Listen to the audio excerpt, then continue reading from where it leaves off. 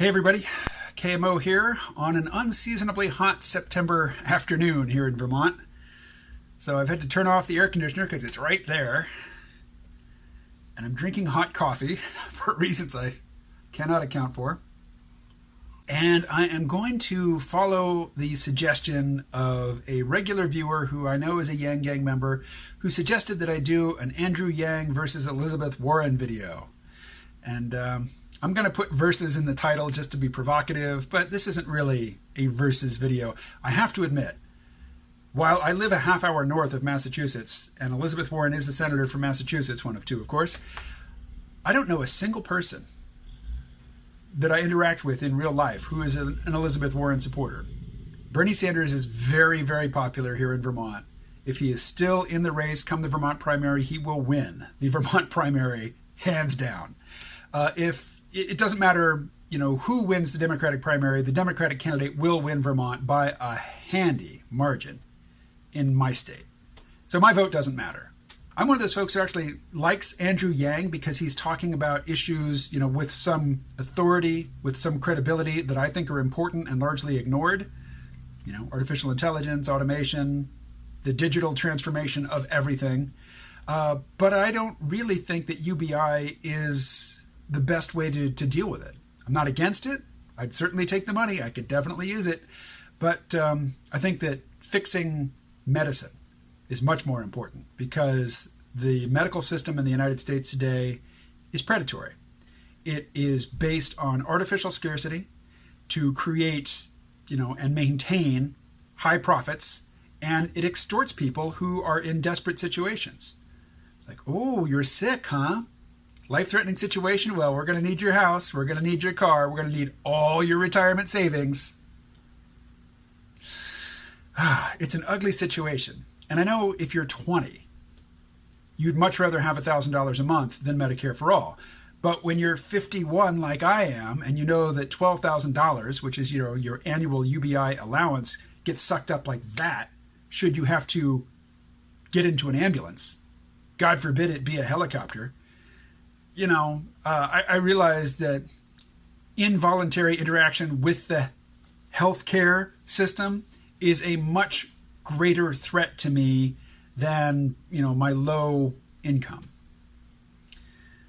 Even if I had a high income, involuntary interaction with the medical system on an emergency basis can be financially ruinous. So it is a much bigger problem. And, both Elizabeth Warren and Andrew Yang say that they are for universal coverage. So, as far as I'm concerned, they're basically equal on that topic. However you want to change the way the federal government interacts with, corporations and the plutocratic oligarchs, the hyper wealthy, we're going to have to raise some money somehow. So I think the big difference between Andrew Yang and Elizabeth Warren, other than universal basic income, is the idea that, Andrew Yang says we're going to create a value-added tax. We are going to weight it such that, luxury products and purchases by the rich will be, emphasized, and the things that poor people, the non-discretionary spending by the working poor, these things will either be lightly taxed or exempt from the VAT. Okay. I'd be for that. Elizabeth Warren wants to institute a wealth tax. Remember Thomas Piketty and Capital in the 21st Century? That was his proposed solution. And, the financial class of the world just snorted with derisive laughter at that suggestion. They will not cooperate. They will not submit to, they won't even submit to an inventory of what they have, And the hyper wealthy, they're not tied to a country like you or I. They can buy passports. They can buy citizenships. Elon Musk got citizenship in New Zealand, and he was in the country for less than 12 hours. When you've got billions of dollars, you can live wherever you want. So, if the United States threatens to even look into, take an exact inventory of somebody's holdings, and they're an oligarch, they'll just pick up and go someplace else. I looked around for anybody who is directly comparing Andrew Yang and Elizabeth Warren, and the first thing I found was a Reason magazine article that said that Andrew Yang was the anti-Elizabeth Warren. Because whereas Elizabeth Warren wants to empower government bureaucrats to come in and save you from the government or from big business or from yourself, Andrew Yang wants to provide people with the means to help themselves.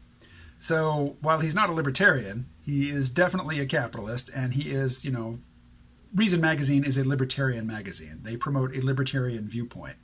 So from the Reason magazine perspective, Andrew Yang is definitely the more palatable candidate, which I guess brings us to the issue of candidates who do well in the primary for their party are not necessarily the candidates who are going to perform the best in the general election. I think in terms of stage presence and charisma and just getting a good vibe, I think Andrew Yang is much better equipped to go toe-to-toe with Donald Trump and bring in Republicans, bring in libertarians, bring in swing voters, and bring in, former Trump supporters. I don't think Elizabeth Warren is really very well prepared to do that, but she is much more attractive to the Democratic base, particularly the far left portion of the Democratic base, and it is the more ideological extreme elements who tend to turn out and vote in primary elections. So, I think Elizabeth Warren is certainly poised to do, she's already doing way better than Andrew Yang in terms of, how she's polling. She has surpassed Bernie Sanders. She's closing in on Joe Biden. Joe Biden, who, if left to his own devices, I think will self-destruct anyway. So I think it's quite likely that Elizabeth Warren will be the candidate. She will win the primary. It's likely. I'm not saying it's going to happen, but it seems more likely than Andrew Yang winning it. But I think Andrew Yang would be a much stronger contender against Donald Trump in the general election. That's a bummer.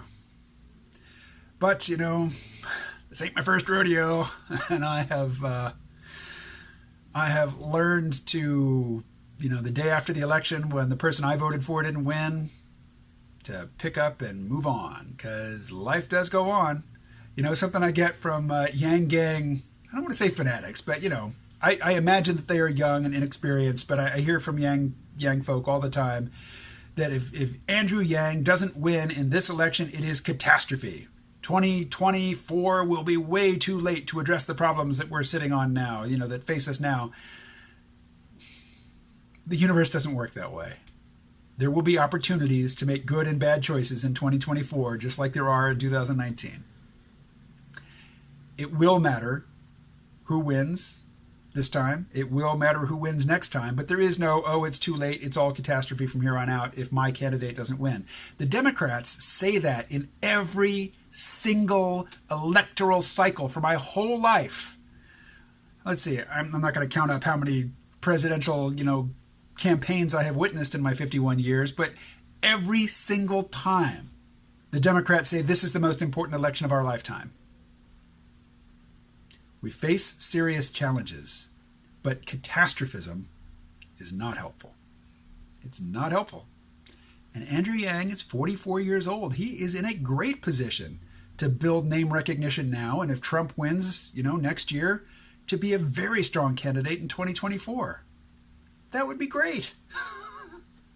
Don't catastrophize. Don't say that the whole system is going to fall to pieces if your candidate doesn't win. The universe doesn't work that way. I know it seems that way when you're 21, but that's just not how things work. There will always be opportunities to make good choices in the future. Anyway, I hadn't planned to go down that road this video, so I will stop, turn the air conditioning back on, and talk to you again tomorrow.